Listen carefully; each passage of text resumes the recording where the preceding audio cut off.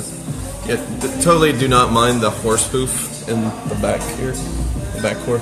It's a ticklish horse.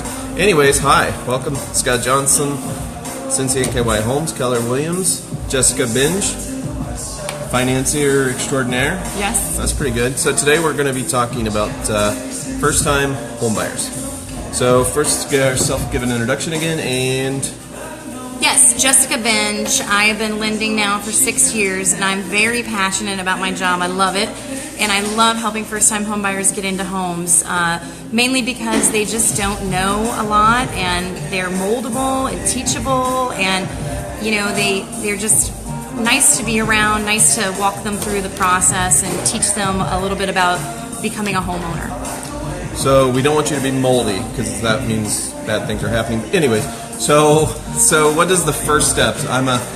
Just graduated college, got my student loan debt going on, ready to settle down, have kids, plant some roots. Mm-hmm. What's the first steps to me buying a home besides finding a good realtor? Right. So many people do start with the real estate agent, and the real estate agent then has to get them to someone like me, because that is truly the first step. You're going to look at everything in terms of your income, in terms of your employment, and see if you are financially able to buy a home. So, is there an application I fill out? What kind of documents are you going to ask me for? That's a great question. Many people don't realize the process is a little bit grueling. There is an application, and on that application, you're going to give a lot of information, specifically 2 years worth of information, 2 years of employment, and 2 years of address history. That is standard for all applications. So is there anything, so I talked to you, you say you're not quite ready yet. Is there anything I can do to help maybe within the next year make my dream become a reality of homeownership? Absolutely. So if you are renting now, I would suggest speaking to somebody like myself or Scott and kind of figuring out what your path is to homeownership, because you don't want to throw all that renting money away when you could be owning a home and acquiring wealth, and it's like a little savings account when you buy a house. But yeah, there's certainly things that you can do. Never hurts to put money in the bank. Even if you're not going to use that as a down payment on the house, you're going to have that as a strengthening factor on your loan when an underwriter looks at your whole file. So they're considering many things, and savings is a great one.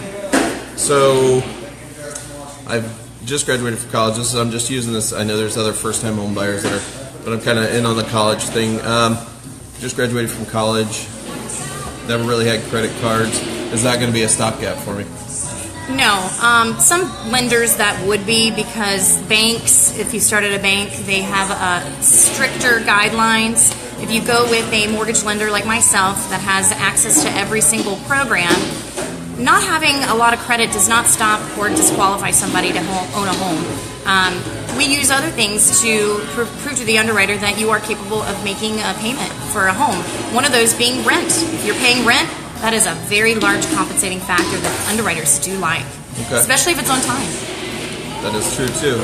Also, if you're, say, at UC and you're renting maybe a home and you're paying electric bill, you're paying for cable, internet, do those show up?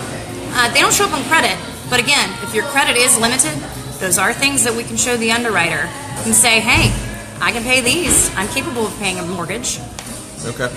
So what about, let's say, is there any chance that maybe I can be a smart first-time homeowner, just in my opinion, smart first-time homeowner, I could go maybe buy a two-family and get in something like that where somebody else is paying my rent?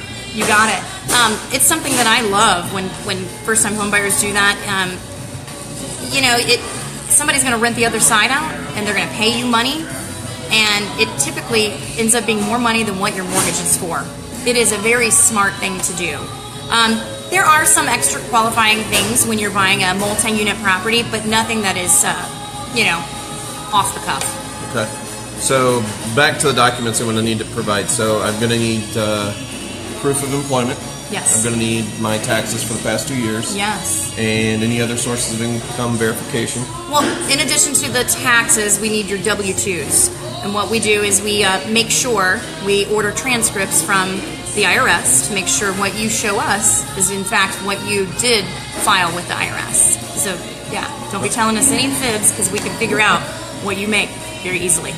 So a big step in what I see a lot is people will go out there and they're going to go in Zillow or Trulia or wherever like that, and they're going to say, I love this house, it's $250,000, I want to buy this house. They haven't talked to a lender, haven't talked to a realtor or anything like that. And then they get upset when they actually can't afford that house. So if you come to me, the first thing I'm going to say is, hey, let's go talk to my friend Jessica Binge, let's get you pre-qualified, pre-approved, which is more than qualified. She's going to run you through the little bit of underwriting and get you so that you know exactly how much you can buy and you're ready to go. Absolutely. You think that is an important first step? A very important first step, yes. And I will look at all your documents because I don't want you to go out and get into a contract on a home, plan on moving, and then not be able to get the home because the underwriter doesn't know what truly your story is. I want to see all the documents personally. Not all lenders do that, but it's something that I've practiced because I know it sets my clients up for success and my referral partners. Okay. Anything else I should know as a first-time home buyer to look out for? So there are so many programs out there that some lenders just don't share. There are tax credits available. There are down payment assistance in certain areas. Many lenders don't share these because they don't make exorbitant amounts of money There you go. off of that, and it takes a little time to get people into those programs, and a lot of times you have to have accreditations, you have to have training to offer these programs, and these are something that I'm passionate about, that I read up on constantly. I try to have every program available so no client walks away from me saying, well, you never offered this to me. So, just ask questions if you are speaking to a lender, or, start with Stott and I, and we'll just shoot straight with you. Excellent. So I know mentioning programs with down payment assistance, the City of Covington has one. A lot of these are income based, so it's going to depend on the amount of money that you're making as to whether you qualify for that program. I've had a buyer get up to, I think it's $5,600 towards their down payment and towards their house. So, and another thing we can do is ask about getting, some closing costs in there. I'll work with Jessica and see what your closing is going to cost, so that when we write the contract, when you're ready to purchase your home, that's things that you're not going to have to spend out of your pocket. That's right, and that's important to know. You want to put as much money as you can back in your pocket since you're going to be owning a house. Is there any good incentives in, say, like Cincinnati, like, North Side being a popular area, Norwood, that type of thing? Anything there? Currently, no, but they are always popping up and they're always talking about that. So there's always, there's state ones that are available right now, but the smaller communities, they are talking about those more. Okay. I know another thing too is looking for cities that have tax abatement.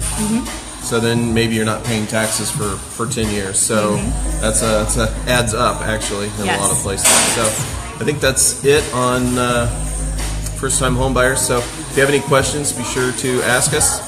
Either Jessica or myself will get back to you and help you in any way we can. And look for us next Friday with another section on finance extraordinaire. So let me tickle this horse hoof before I leave. Thanks, Jessica, and we'll talk to you later. Bye.